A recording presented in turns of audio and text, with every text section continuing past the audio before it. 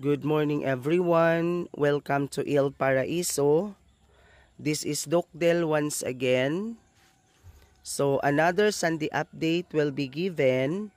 But before that, for those who are new to this channel, I want you to subscribe and then hit the notification bell so that if I have new videos relating to growing and cultivating orchids, you will always be updated.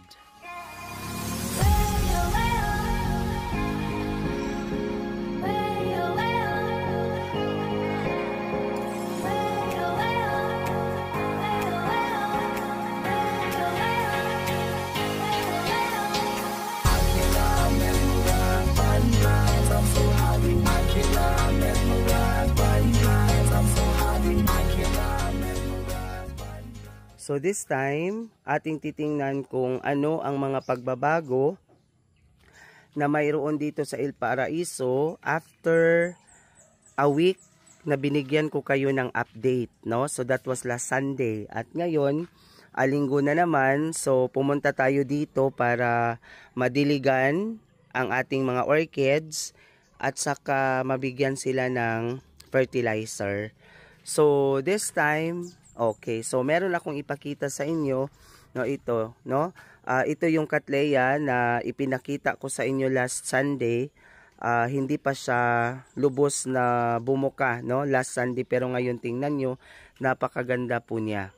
And then pasok po tayo doon sa loob, no? I am so happy this time kasi talagang naglalabasan na po yung mga ugat, no? Yung mga ugat ng ating mga new transferred vandas. Okay, no? Tingnan niyo yan.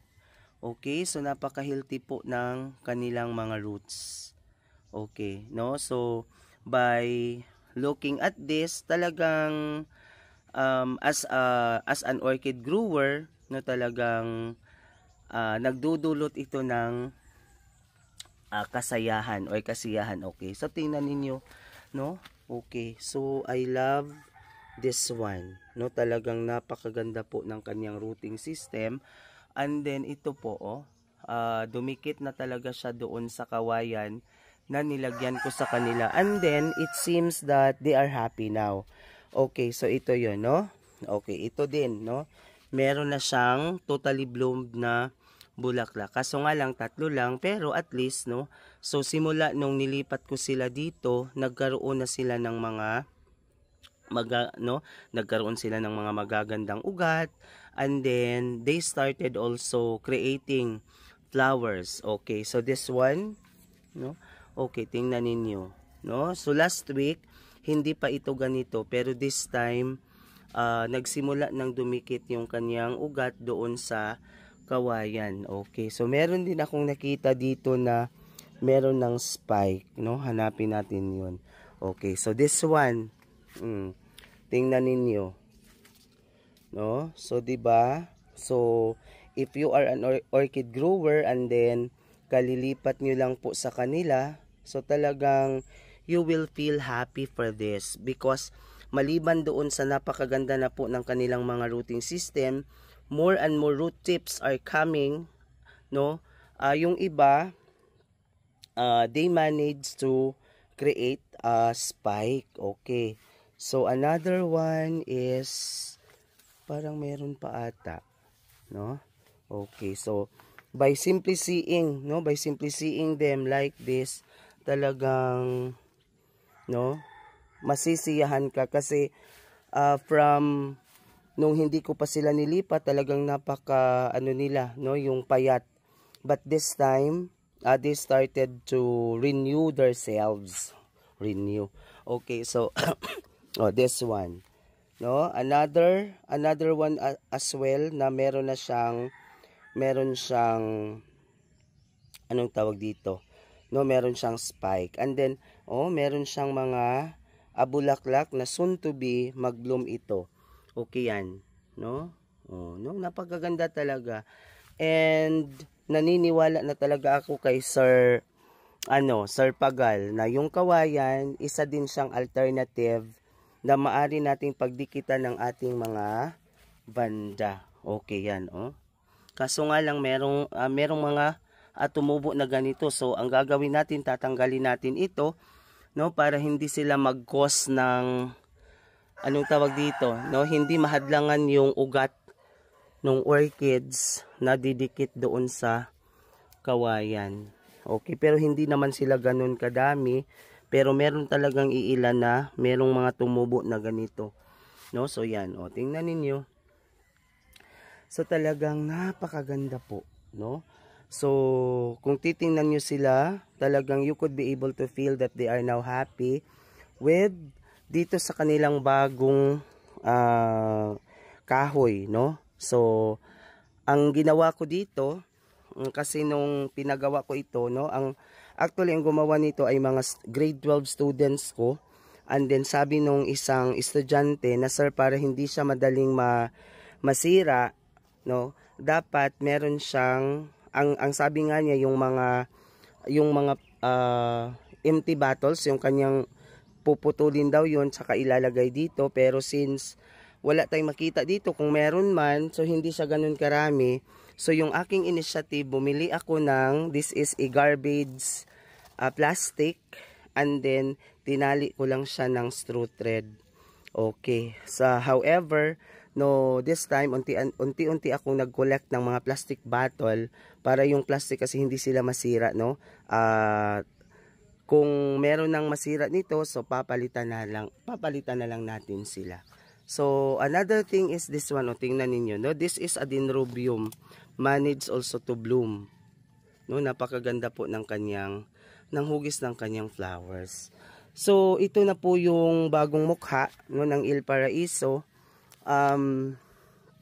Napakaganda po ng mga ugat ng aking mga orchids. They started to dikit doon sa kawayan na aking nilagyan sa kanila. And then I hope, no, they will continue to thrive, kasi sayang din naman kung maubos sila.